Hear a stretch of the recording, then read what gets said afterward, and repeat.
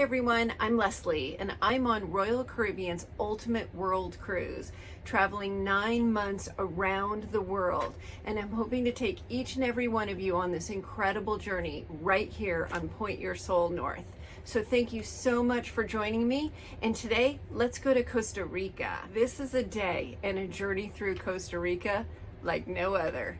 Just wait till you see this.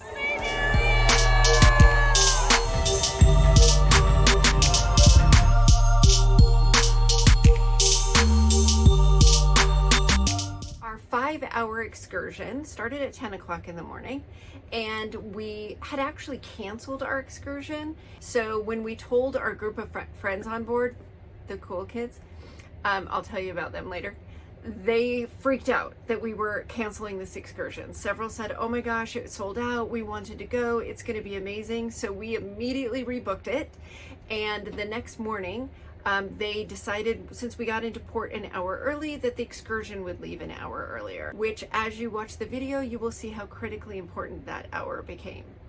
So we started off on a 3-hour car ride, yes, 3, to get from the port to the volcano. So yeah, it was beautiful. The drive was beautiful, but it was 3 hours. So to give you some context about Costa Rica, here's a little geography lesson. Costa Rica is a third of the size of the state of Washington. It has about 5 million population, so that's pretty incredible when you think about being able to go from the Caribbean side of Costa Rica to the Pacific side where we were. Roads are drivable. It was beautiful. The high elevation forests that seemed to literally rest within the banks of the clouds. As we were driving, it would cloud over where you couldn't see your hand in front of your face, and then it would open back up to beautiful green scenery. It was gorgeous.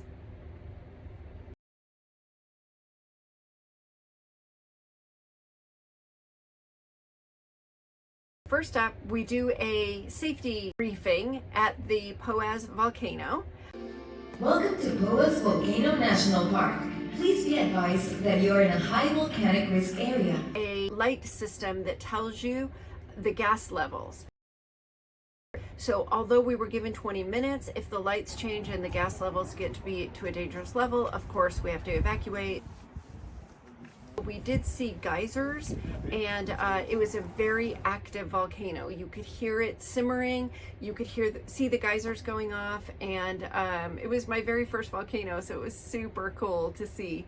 And we had to take it all in because we had 20 minutes, we had to go. That was super cool. Never seen a volcano before. We're in Costa Rica in a volcano. Your voice, sir? Your voice remember me like the famous Toby Robbins. Around the seeds is the real fruit, you know. The fruit is sweet, but the seeds, it's really bitter, you know. I kept saying as we were driving, these little houses, these little areas, I could totally live here. I could totally live here. I absolutely loved it. Seeing all the mountains and watching the hills go by. I just thought, where are my hiking boots? I could spend months and months here crawling all over Costa Rica. It was incredible. Next up is the Paz Waterfall Garden.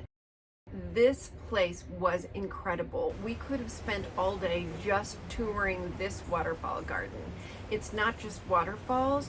They have over 100 species of animals, the native puma, jaguar, sloths, monkeys. We saw a whole butterfly pavilion, the most incredible orchid garden. And if you know me, you know that I absolutely love orchids, and I was just blown away. It smelled beautiful and they were just exquisite. Another first for me is I had on my bucket list, I wanted to see a sloth. I would have loved to hold a sloth, but just to see one up close was enough. And it was just really cool because we saw this guy. I mean, really cuteness overload. Okay, my people, time to go.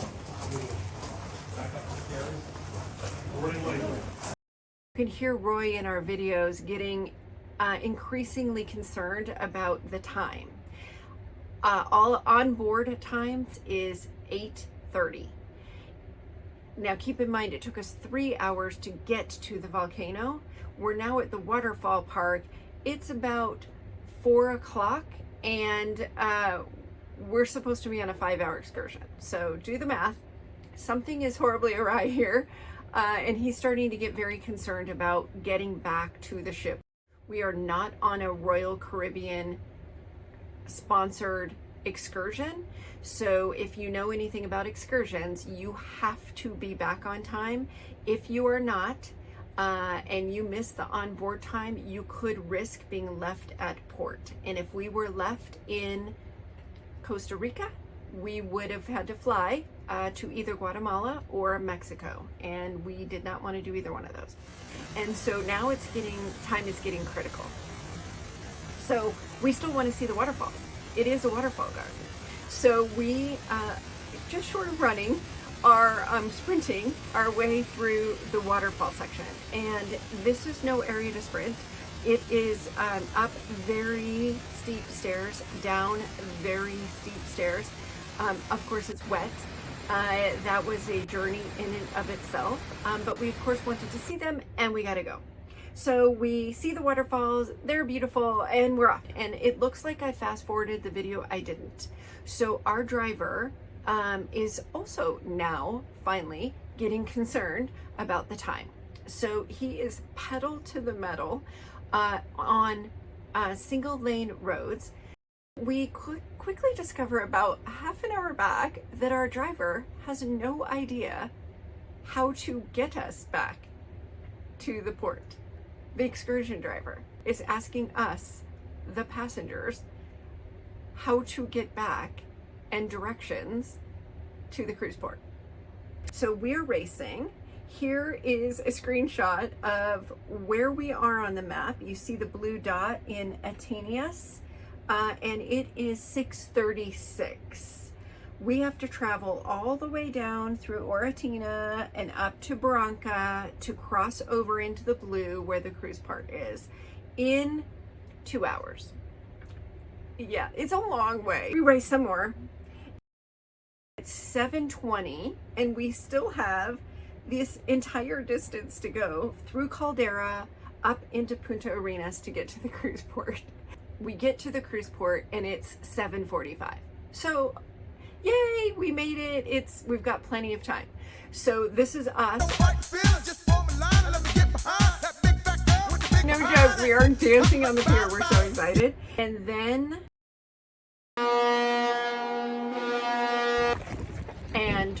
we literally run. We are running down the pier. Now, also, if you know me, you know I am not a runner. These girls' knees, So I am running, full backpack on my back. It is only it's about 8 o'clock at this point because we danced a little bit at the beginning. 8 o'clock, on board's 8:30, but we had time changes and we were just thinking maybe we were off on the time. We didn't know, but the horn's going off. Horn goes off, you run. So we're running. We get all the way to the entrance to the gangway to get onto the ship. Security guy says to me, "Why are you running? Why is the ship horn going off?" And he said, "That's not our ship. That was the ship next in port beside us." There had been a ship docked beside us, an adventure ship from France that was really cool. I spent tons of time researching it in the morning. We knew it was there, but the thought that its horn was going off never crossed our minds because we were so worried we were late. We ran. And so we ran that whole way for nothing. It made for a funny story. We got back on ship. We were fine. We actually had 35 minutes to spare. Halfway through this journey, we said, if we don't kill anyone or if we don't die, this is going to make for a great story. And it absolutely did.